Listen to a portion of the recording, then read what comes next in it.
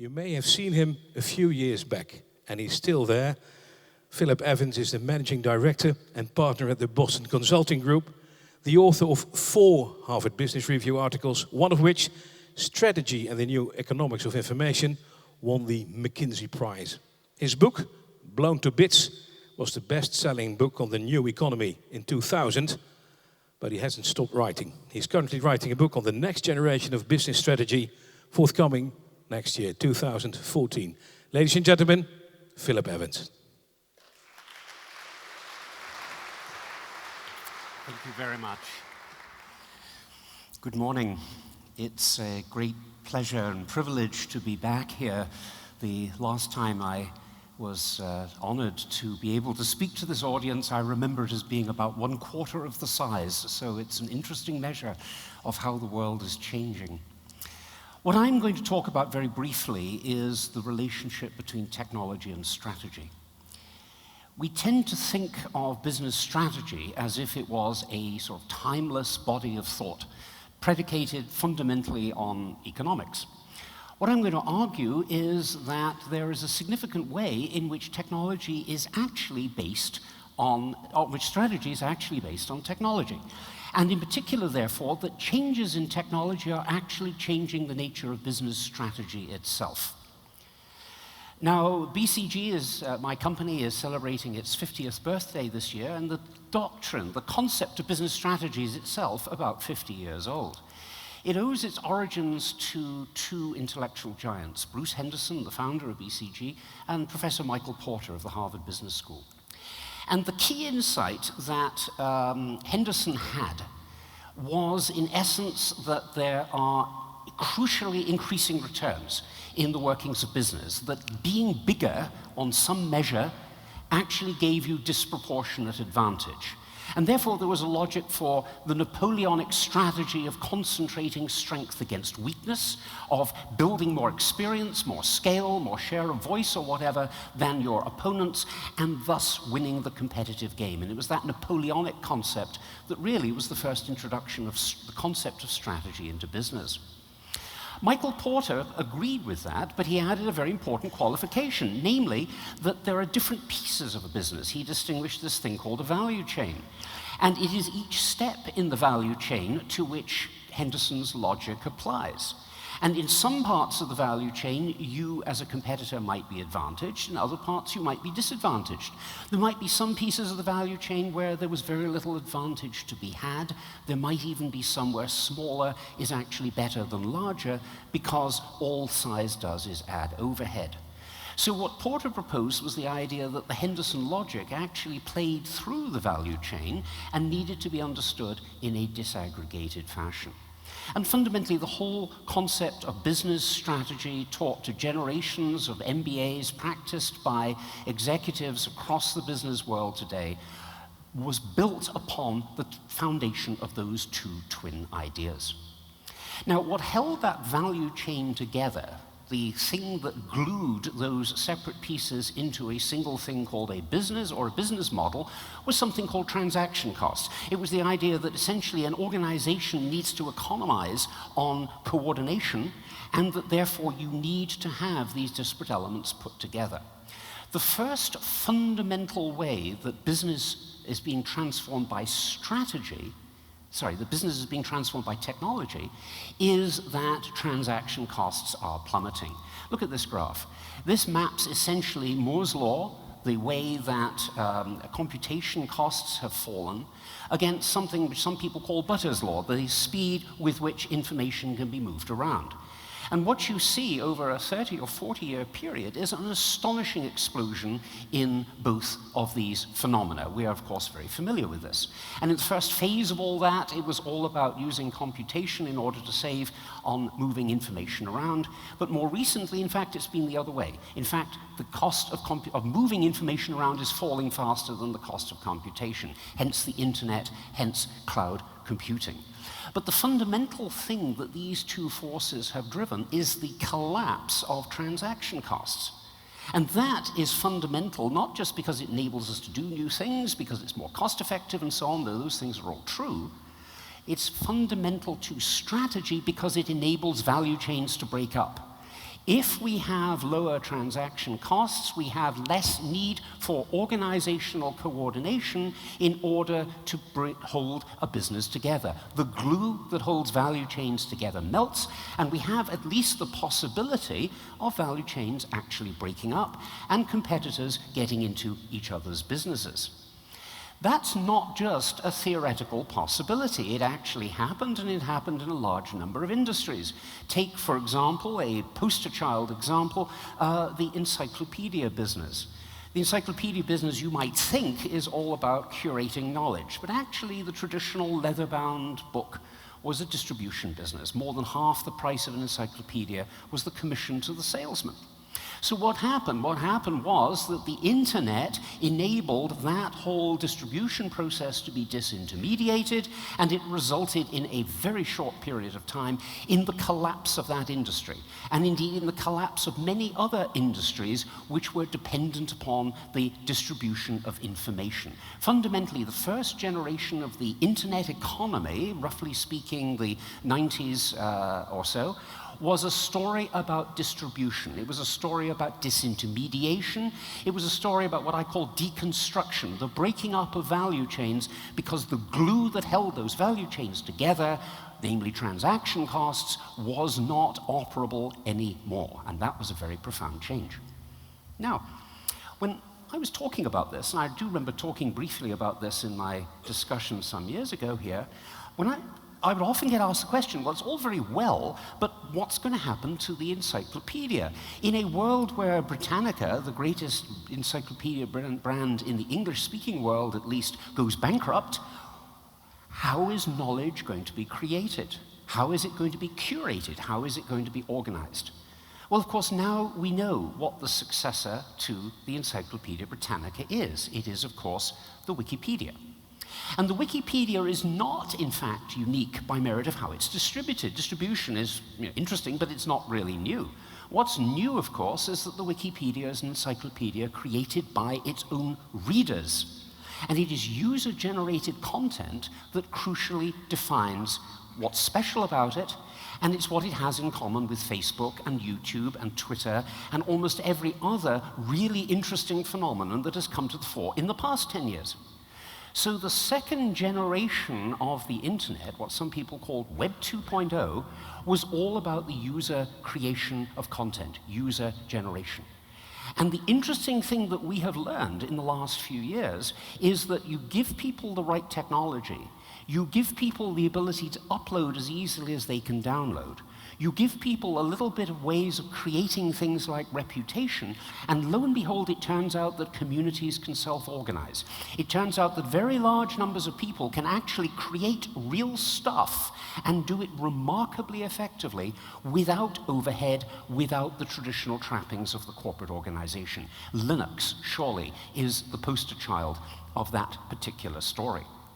So in essence, what we learned is that not only value chains can break up because of falling transaction costs, but that with a sufficient deployment of certain kinds of interactive technology, the technologies that have transformed the internet from being a noun, a set of web pages, to a verb, a set of conversations, with the right kind of technology, in fact, certain layers of what we used to call the value chain can actually be done by autonomous individuals. They fragment. Economies of scale that Bruce Henderson thought were universal can actually invert. And small is beautiful. Lots of autonomous individuals can do things where we thought you needed a corporation to do them. And we can all think of dozens of examples of that kind of phenomenon. Now, this obviously begs a question. If these define the first two eras of the internet, what, pray, defines the third? Are we, in fact, on the cusp of something new? And I obviously would not be asking the question this way if I was not going to suggest an answer to it.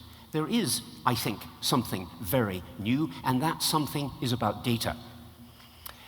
When people started talking about the information revolution back around the turn of the 21st century, it was indeed true that the world's stock of data was exploding. It was growing with an amazing speed. But it was still, back in those days, predominantly analog. If we come forward to 2007, which is the most recent date for which we have really good data, we see three things. One, we see a colossal explosion in the world's stock of information. Two, we see a massive substitution of digital for analog. 95% of the world's data was digital by then. But thirdly, if you look more carefully, you'll observe something else. About a half of that digital data is either on laptops or it's on servers, meaning that it has an IP address, meaning that it therefore can be connected or interconnected via the internet, meaning that it can be put together. And therefore, our ability to see patterns in data by 2007 extended to a half of the world's stock of information. It is really worth pondering the significance of that observation. Where are we today? Probably something like this. These are Philip Evans' guesses. Where will we be by 2020? IDC have given us a definitive forecast on that question. It's curious that we can forecast the future better than the present. And it tells us that the world's stock of information will be approximately 100 times larger than it was in 2007. Now think about that for a second. If it is the case that the number of patterns that we can see in information is proportional, shall we say, to the number of pairs of data points that we can juxtapose, put together, and compare, and we multiply the world's stock of information by a factor of 100, that means we multiply the number of patterns we can see by a factor of 10,000. And we are doing this in a decade period in which we are now in the middle. This, I would suggest, is a sea change in the world in which we live. This is a fundamental shift, the scale of which we are only beginning to understand. Now, my own personal first exposure to this kind of stuff was actually back some 10 years ago when I was doing some consulting work for the US Department of Defense, of all curious clients. And we were thinking about something called network-centric warfare, and in the process I met a fellow called Jeff Jonas, who's a wild genius now working with IBM, who had created something called NORA. And he invited me to come to Las Vegas and see Nora. Nora would show me a good time. Well, Nora wasn't his girlfriend. Nora was something called the non-obvious relational awareness system. It's a fraud control system used in the Las Vegas casinos. And I saw Nora in action in the Bellagio Hotel. Watching the monitors, there was a woman playing blackjack at a table in the morning, just her and the dealer, and she was winning too much, and they know what the odds are. This is not supposed to be happening. So they used facial recognition. They knew that she wasn't staying in the hotel. They could run the cameras backwards from one surveillance zone to another, back to the car park. From the car park, they got a car registration. Nora has access to public databases which enable them to identify that the car was owned by Hertz Las Vegas. Hertz Las Vegas is part of this system. Hertz submitted electronically the application record. Now they knew who the woman was. Knowing who the woman was, they then traced her movements around the Las Vegas Strip. It turned out she was staying in another hotel. She hadn't actually gambled the previous day when she arrived. This was her first act of gambling, which is very unusual behavior. So now this raised everybody's suspicion, so now came the really interesting thing. Nora looked for a connection between the woman and the dealer, because a very high fraction of fraud in Las Vegas is committed through illicit collaboration with the staff. Nora went through 6,000 databases looking for a connection between the woman and the dealer. And it turned out that 10 years earlier, this woman's brother had been the dealer's roommate. This woman's brother had been the dealer's roommate. It took Nora about 5 seconds to work that out, and it cost the woman and the dealer 5 years in jail, because obviously they were in illicit collaboration. This was what we now call big data in action, right? A remarkable thing being used for fraud control. And what they are doing today, I am told, is orders of magnitude beyond what they were doing then, but they can't tell me what it is because it's all under an NDA with the National Security Agency, your tax dollars at work. Now, the interesting thing about this from a strategic point of view is that this technology could not possibly have been implemented just by the Bellagio Hotel, because it required the collaboration of other hotels. It required the collaboration of 6,000 database curators. It required the collaboration of Hertz Las Vegas. So in essence, it's a co-op. And the reason that it's a co-op is that the scale of the data, in this case for fraud control, is larger, an order of magnitude larger than the data that is available to any one institution. And so what the Las Vegas casinos had to do was essentially to pool their information and create a separate organization that would be the common fraud control system for the Las Vegas Strip. So what we're seeing here is that the scale of the data blows past the value chain as traditionally defined. What we're seeing is economies of scale, orders of magnitude beyond anything that Bruce Henderson imagined. And so in terms of our diagram, what we're actually beginning to see is the evolution of certain aspects of what we used to call a value chain that are subject to massive economies of scale and therefore of consolidation, possibly monopoly, or possibly various kinds of collaborative enterprise. Now, this applies in many different contexts. I won't go through the details of the Google architecture for this particular audience. I'm sure you collectively know far more about this than I do. But the key point is that Google has this self-same horizontal structure, that Google in each layer of its stack is actually massively scalable. There are something of the order of 2 million servers in that bottom layer of the Google stack where all the information is contained. And what Brin and Page did when they designed the system for Google search was to create something whose main design goal was scalability. Scalability literally orders of magnitude beyond anything that they could actually conceive as a practical business proposition at the time that they set it up. And that is really fundamental.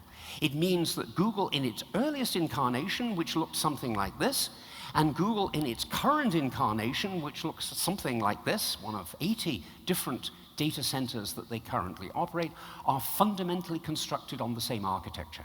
And Google can add products and services to this, and all it does is add scale to the underlying architecture of the system. This starts getting really disturbing, because what it means is that you can have these alliances of the very big with the very small. This particular totally unimpressive website is something called housingmaps.com. It was created by a hacker in one weekend who needed to find an apartment for himself in San Francisco. So he used the APIs of Google and Craigslist, put them together, and created what we now call a mashup.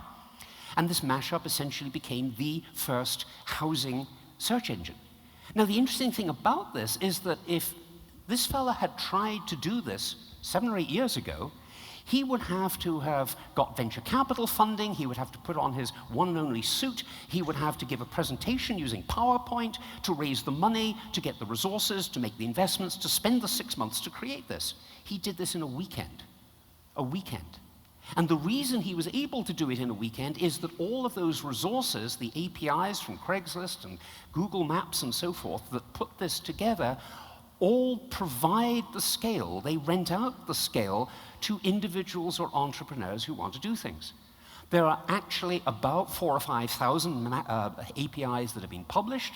There are conceptually 4,000 or 5,000 squared mashups that could be created. Something of the order of 10,000 of them actually exist.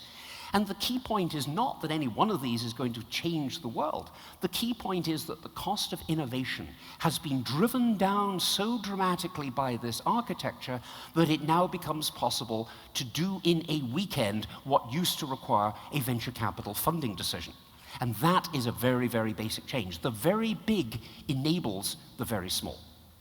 So what's the overall story here? The overall story is that the traditional concept of business strategy was predicated on this idea of value chains, as Porter described, competing on the basis of gently increasing economies of scale, as Bruce Henderson described. That is falling apart because of technology. Technology is driving down transaction costs, which is melting the value chains, and therefore allowing them to break up.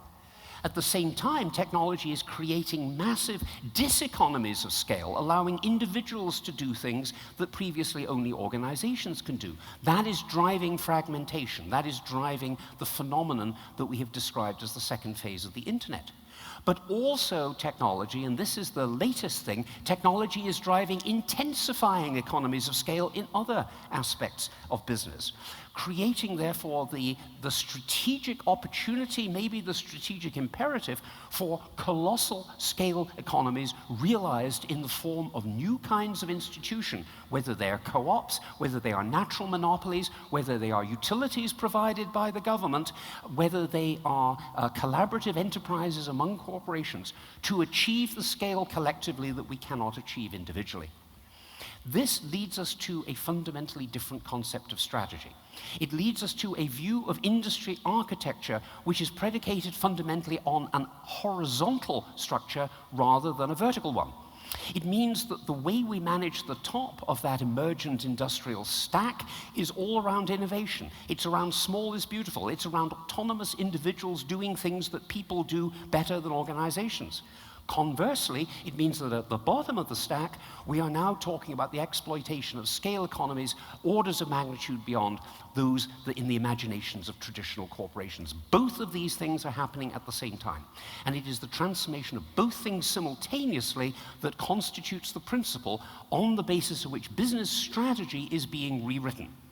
We need to move to a new concept of business and a new concept of the corporation, which recognizes that collaboration has to coexist with competition, that the very large needs to coexist with the very small, and indeed they need to be symbiotic, that allows for psychic motivations, such as those of the Linux hackers, to coexist with traditional business motivations, that allows for strategy to be nested, where what each strategist is doing is curating some kind of a horizontal stacked architecture like this, and itself perhaps sitting in some larger ecosystem curated by somebody else.